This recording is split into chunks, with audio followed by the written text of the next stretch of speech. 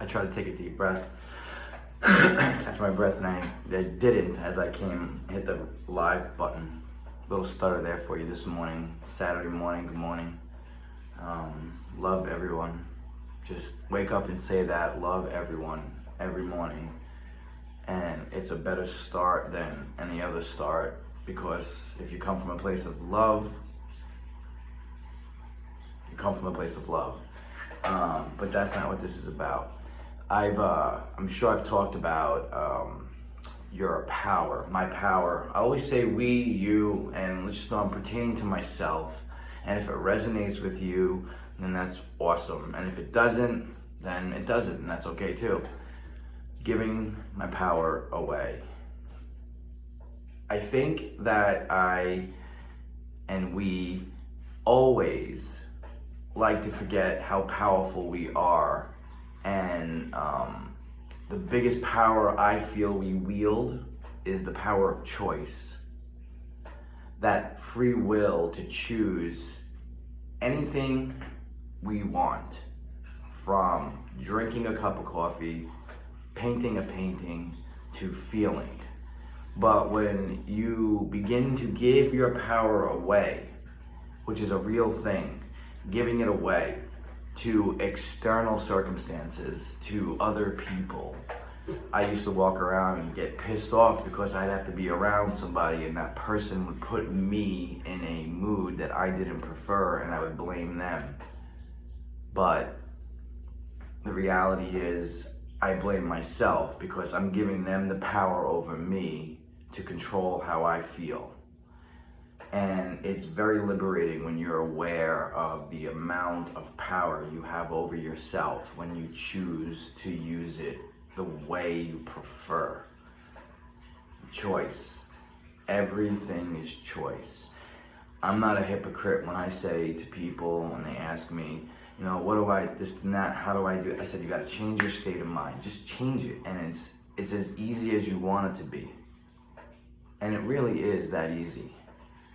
But I get it when we're in that moment, in that situation where we don't want to be bothered, and you're in that downward spiral of, let's just call it negativity. No, let's call it non-preferred state of being.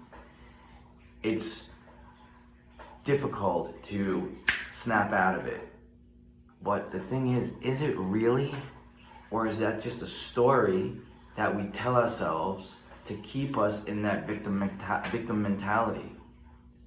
And over the last couple of days, I had my own experience where I was in that downward spiral of a non-preferred state of being. And even my girlfriend said, just do what you tell people, snap out of it. And I said, I know, I am, it's a progress. And that progress can be whatever I want it to be. That progress can be as hard as I want it to be. That progress can be as easy as I want it to be. And when in that non-preferred moment, trying to achieve a better state, a better feeling, you don't have to look outside yourself for that. Now, you can go for a walk, you can ground yourself, you can meditate, you can use whatever you want for permission to feel better. But know this, you truly don't need anything outside yourself to feel how you want to feel on the inside. It sounds so cliche and it sounds so wishy-washy, like a motivation. I'm not being a motivational speaker. I'm not trying to push you to do something. I am bringing awareness to something that I wasn't aware of for many years. And now that I am, and I do what I can to keep my power within me and my choices. The time frames that I'm in a non-preferred state decrease more and more. So like I said, the last couple of days I was in a funk, and in past experiences that funk would carry on and go, and I would dig deeper and deeper. I would become very heavy and just not someone you'd want to be around. And I would never accept anything other than that state of being, because I told myself that's who I am and this is how I have to react because of this situation. Today, it went from being in that funk, let's say for a week or two, to just moments. And, I had to do some internal work. I had to do some shadow work on some topics inside myself that maybe I didn't want to face. And I chose to face it, and I chose to deal with it, and then I was able to let it go. And it literally, for me, it was like a switch. As soon as I acknowledged what no longer served me, it was gone. And I can't explain it in any other way because it's a feeling. And that feeling was one of non-preferred to preferred because it was my choice. And that power is yours to do whatever you want with it.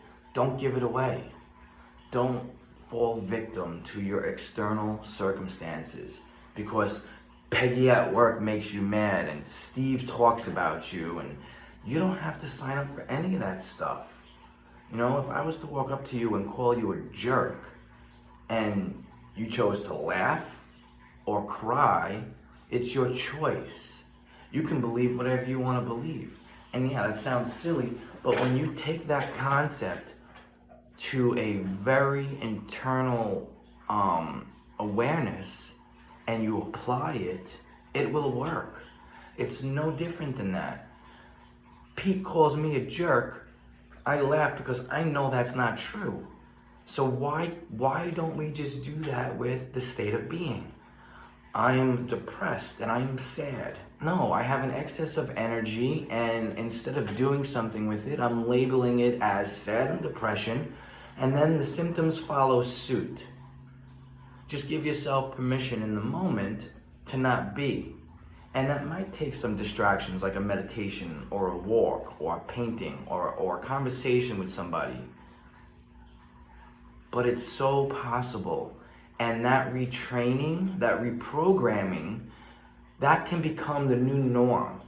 You see, and as you practice that, you stop practicing the old behaviors of digging deeper into that hole, becoming the victim, more depressed, woe is me, and I can't change nothing in my life because of X, Y, and Z. You don't even need to worry about X, Y, and Z.